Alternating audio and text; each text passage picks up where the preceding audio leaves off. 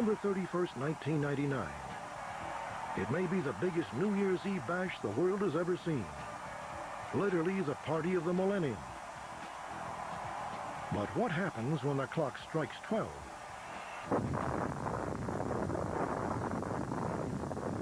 The millennium, a period of 1,000 years. It is simply a measure of time. Yet throughout history, prophets and seers with reputations for uncanny accuracy have seized on it as something momentous. They say millennium, and they mean Armageddon.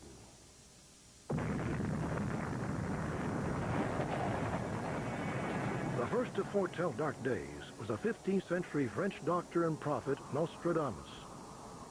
Supporters claim that over the centuries, a number of his predictions have proved true.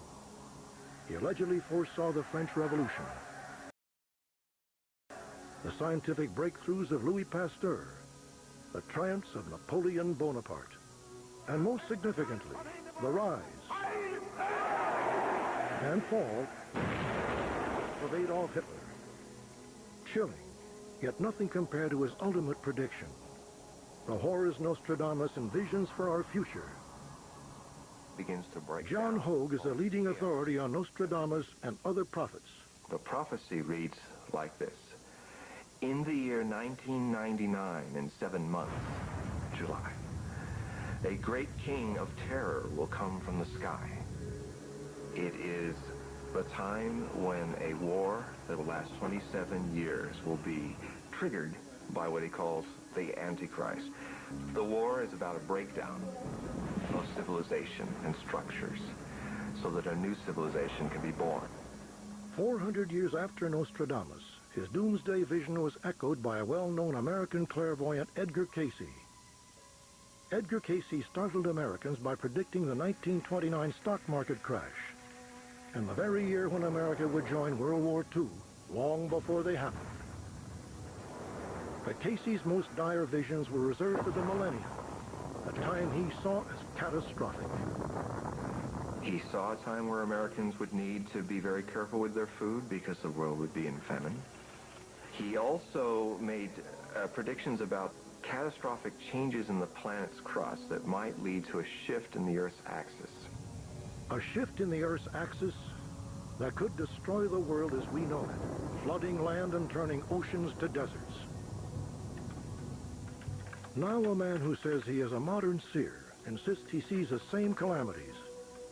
Gordon Michael Scallion claims he foretold several catastrophes years in advance.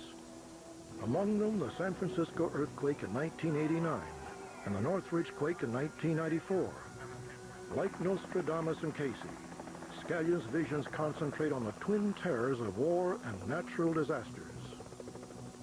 The commonality that we're all seeing is that sometime between 1998 and 2001, the Earth itself is going to alter its position in space. It is going to set into motion great tidal waves, earthquakes, volcanism. Billions and billions of dollars of damage, insurance companies failing, financial systems of the world failing, and a war, World War III, beginning sometime in that same time period of 98 to 2001. Are the doomsday prophecies for the millennium truly something to fear? 1,000 years ago, the last night of year 999, people were terrified. They filled the churches of Europe, expecting the stroke of midnight would unleash the devil. They were wrong. So why should we worry? Well, we've got something that they didn't have. Computers and Y2K, the Millennium Bug. If the lights go out, if the banks are closed, if the phones are dead, if the hospitals are shut, if the airports aren't running, that's not going to be a fun experience to go through. Y2K. In computer speak, it means the year 2000. In the infancy of computing, programmers made a simple decision that some say may now doom us all. They chose to save storage space by cutting years to 2 digits, 60 instead of 1960. When 1999 rolls over to 2000, many computers won't understand. They will think it is the year 1900. There are some fundamental things that we all depend on, probably more than anything else, utilities. And that, first and foremost, is electricity, but secondarily, water. If you don't have water, things get pretty dicey. Jason Kelly is a computer expert and writer, the author of Y2K, It's Already Too Late. You will be affected by the year 2000 computer problem. We'll all be affected by the year 2000 computer problem, sometimes in ways that we're not even aware of. We live in an era when a tree falling on a power line in Utah can black out a 7-state area. Because the nation's power systems are now interconnected, an outage in one area can knock out many others. That's why the Senate subcommittee concluded over the summer, after interrogating the top 10 utilities in this country, that there is a 40% chance of a nationwide blackout from the year 2000 problem. Now, if there's that high a chance of a nationwide blackout, you can imagine that the chance for spotty brownouts, localized blackouts, is nearing 100%. There's no doubt that we'll see problems. The only question at this point is, how severe will those problems be? It's going to start basically in New Zealand, and it's going to ripple around the world, and within 24 hours, we're all going to have some personal experience to share with Y2K. Airline travel, for instance. Though planes won't fall out of the sky at midnight, traffic will be severely affected. The FAA is just the tip of the iceberg. If they get all their stuff working, we still don't have an air transport industry unless the airports are compliant. Then you have the airlines. All the major airlines have vast computer systems they have to fix. Fixing the Y2K problem is easy, given enough time.